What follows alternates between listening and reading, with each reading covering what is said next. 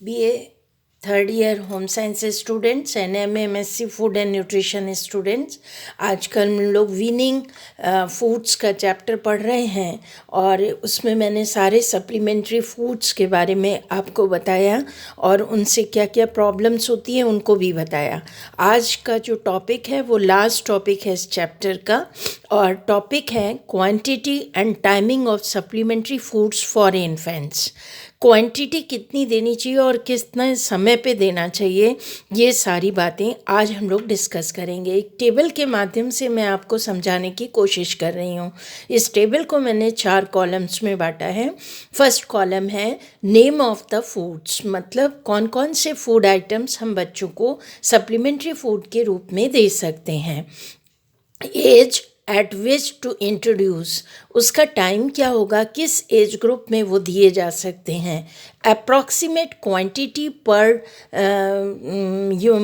Eating, मतलब per unit जो है वो हमें कितना क्वांटिटी देना चाहिए और रिमार्क्स क्या हैं, वो हम क्यों दे रहे हैं, उसका क्या कारण है, वो सारी चीज़ें और कौन सी प्रिकॉशंस हमें लेनी चाहिए उनके बारे में डिस्कशन करेंगे।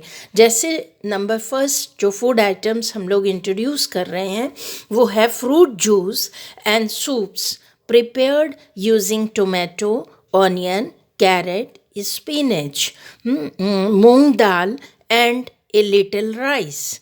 मतलब कुछ ऐसे जैसे फ्रूट से जूसेस बन सकते हैं, वेजिटेबल से सूप बन सकते हैं शुरू में, और कौन कौन सी वेजिटेबल से बन सकते हैं, जैसे टोमेटो ले सकते हैं, ऑनियन, कैरेट, स्पिनच, इन सब को मिला करके हम दे सकते हैं। इसके अलावा उन्हें मूंग दाल पतली सी बनाकर और चावल थोड़ी सी मात्रा में दिए जा सकते हैं। और एज जो है जब इंट्रोड्यूस करना है तो वो 5 to 6 मंथ है। 6 मंथ में 5 to 6 मंथ की बात हम लोग कर रहे हैं। वैसे ये कहा जाता है कि 6 मंथ में ही वीनिंग फूड इंट्रोड्यूस किए जाने चाहिए। तो 5 to 6 मंथ की बात हम लोग कर लें, या ना तो टू अर्ली होनी चाहिए ना टू लेट होनी चाहिए। अच्छा, फिर 1 to 2 कितना देना है, 1 to 2 टी स्पून लिखा है, ट्वाइस ए डे, पूरे दिन में 2 बार देना है, केवल 1 या 2 चम्मच, शुरू में 1 चम्मच और धीरे धीरे क्वांटिटी को बढ़ाना है। All fruit juices may be given without adding sugar, कोई भी फ्रूट जूस दें, एक तो उसमें कभी भी शुगर ऐड नहीं करनी चाहिए, दूसरी चीज़ बॉटल से नहीं देना है, कटोरी चम्मच से देना है या कप के द्वारा पिलाया जाना है। Soups may be seasoned only with salt, जो भी सूप्स बनाए जाएं वेजिटेबल के, उसमें कोई मिर्च मसाला नहीं डालना है, कोई तेल घी नहीं डालना है, जस्ट हल्का सा सॉल्ट उसके ऊपर छिड़क करके बच्चे को देना है ताकि उसका टेस्ट डेवलप हो सके।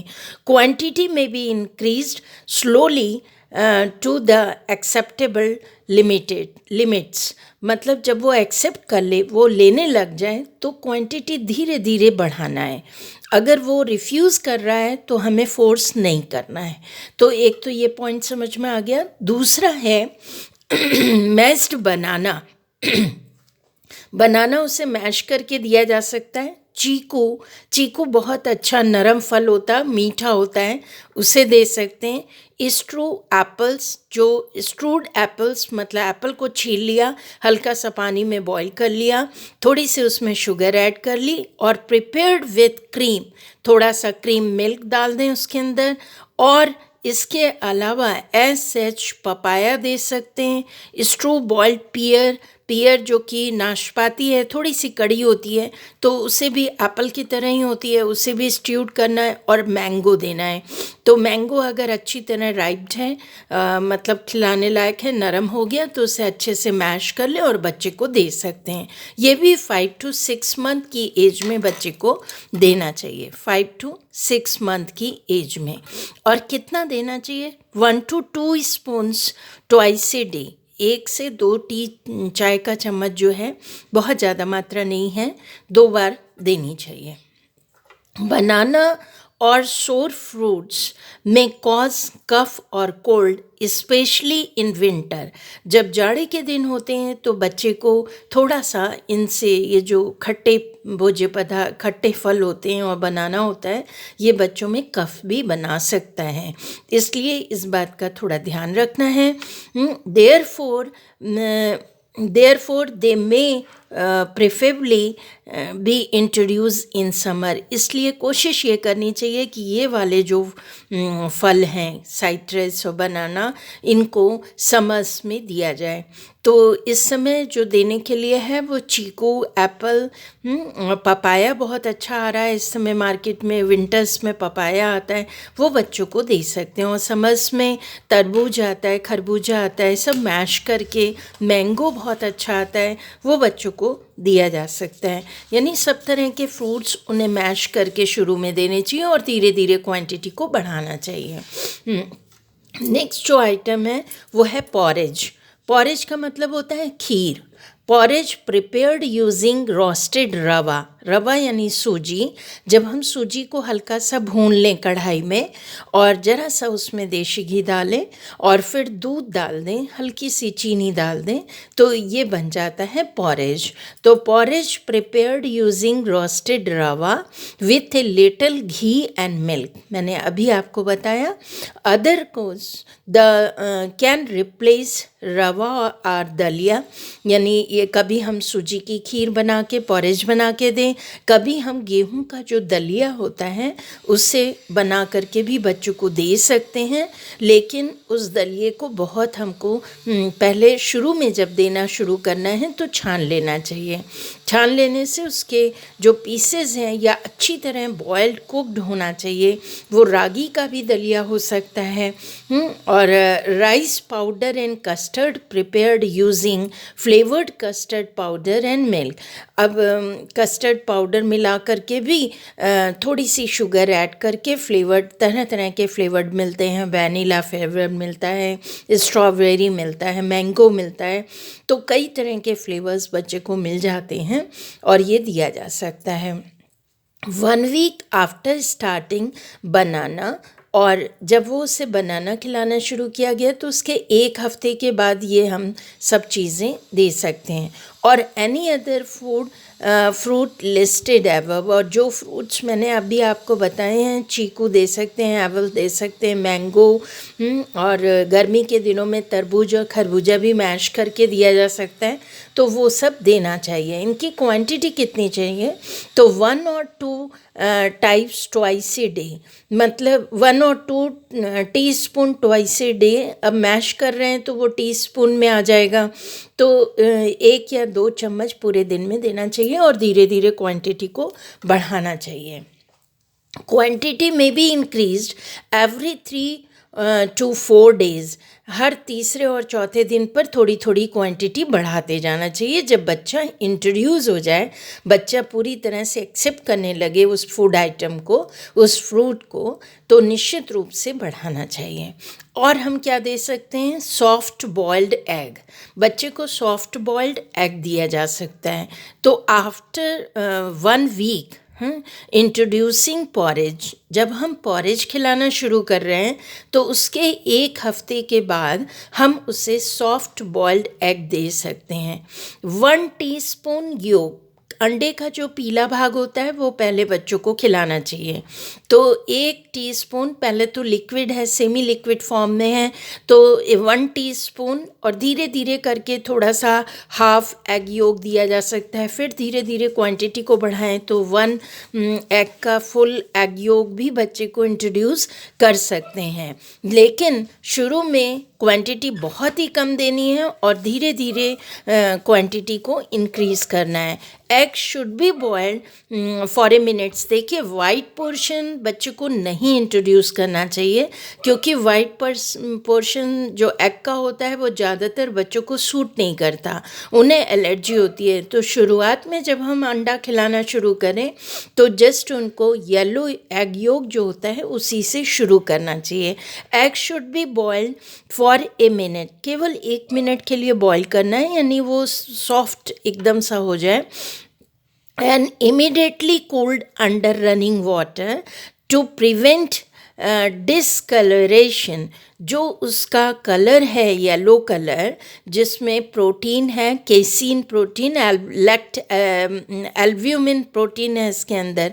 एल्ब्यूमिन बहुत अच्छी मात्रा में पाई जाती है और कलर को प्रिवेंट करना है तो हमें बहुत थोड़ी सी देर यानी 1 मिनट के लिए जस्ट अंडे को उबालना है, फिर उसे ठंडा कर लेना है और फोड़ करके जो पीला पोर्शन है वो बच्चे को खिलाना है, ताकि उसका कलर भी ना खराब हो और बच्चा कलर देख के अट्रैक्ट भी होगा।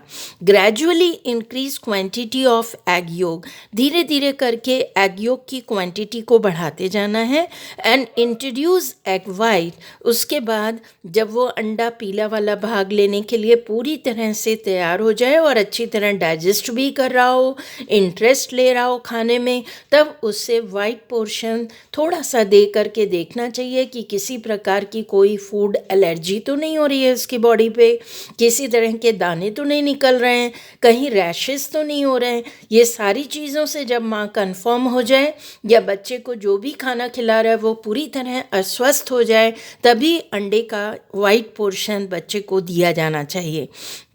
By 4 weeks from the day, और 4 हफ्ते के बाद जो है वो बच्चे को अंडे का दे सकते हैं।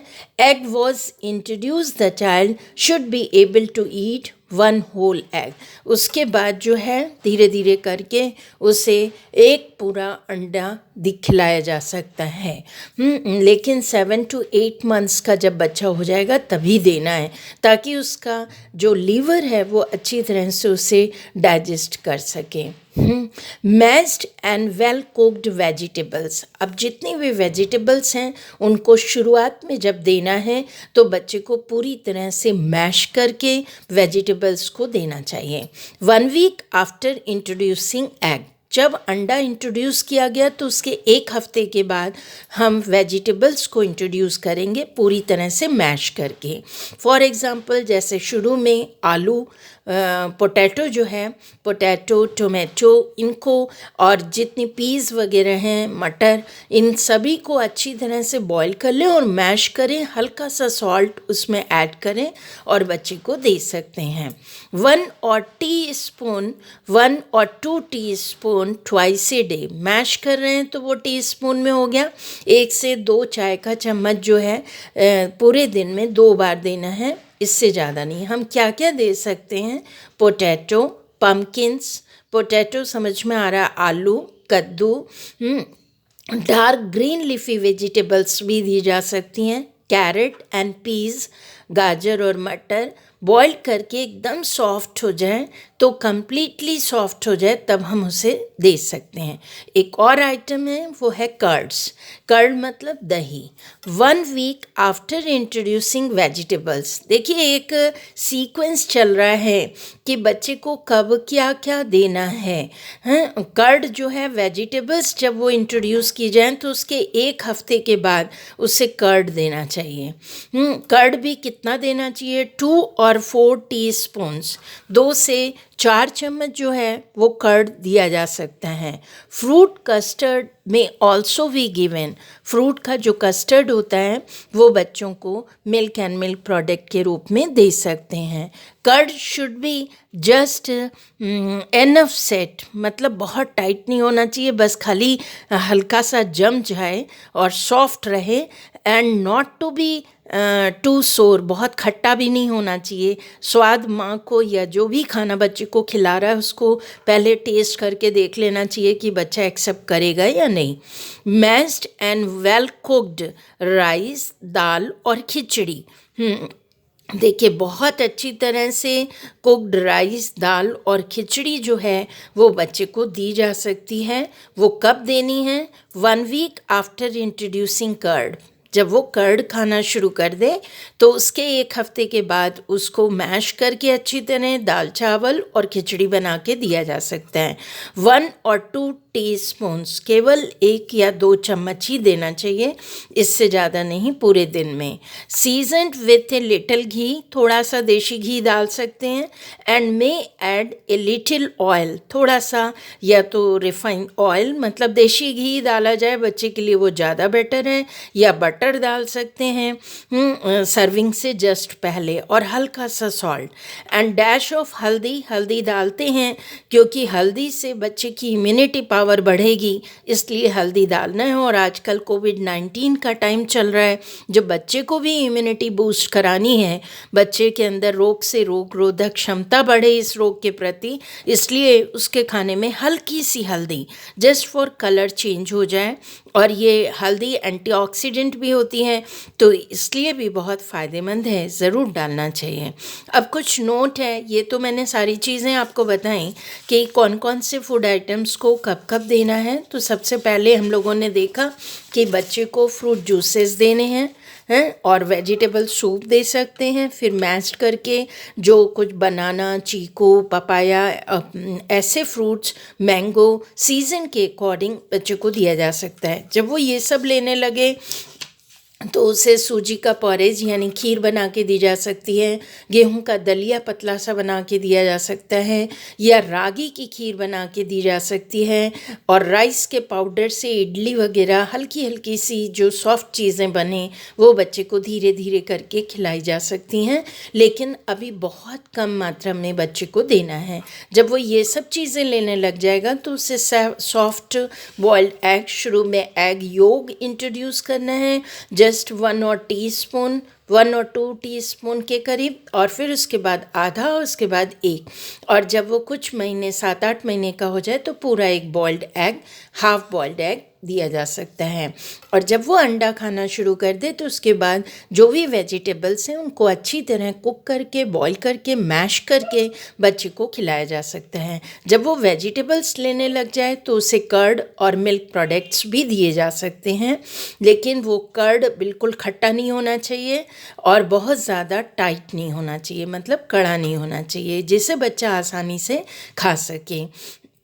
जब कर्ड खाने लग जाएगा तो उसे दाल, चावल और खिचड़ी के रूप में भी सीरियल्स दिए जा सकते हैं, लेकिन शुरू में केवल 1 या 2 चम्मच ही देना है। और इसमें किसी के सीज़न की ज़रूरत नहीं है, जस्ट थोड़ा सा लिटिल अमाउंट में देशी घी ऐड किया जा सकता है। और हल्दी, जैसे मैंने अभी कहा कि कोविड-19 का टाइम चल रहा है और ये एंटीऑक्सीडेंट है, इम्यूनिटी बूस्टर है बच्चे के लिए, तो इसको ऐड किया जा सकता है।